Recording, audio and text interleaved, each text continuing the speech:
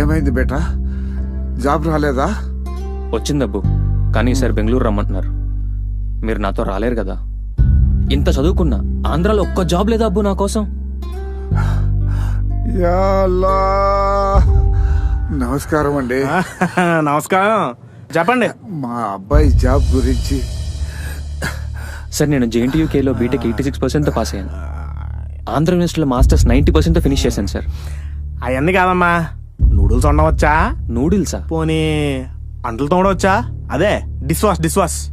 అది కూడా కాదంటే వాలంటీర్గా చేస్తావేటి? నేను మాట్లాడుతుంది IT జాబ్స్ గురించి. అదే సార్, చదువు తగ్గ ఉద్యోగాలు లేక కుటుంబాలను వదిలి పక్క రాష్ట్రాలకు వెళ్తున్నారు కదా, దాని గురించి. పోనీ బెల్ షాప్లో చేస్తావేటి?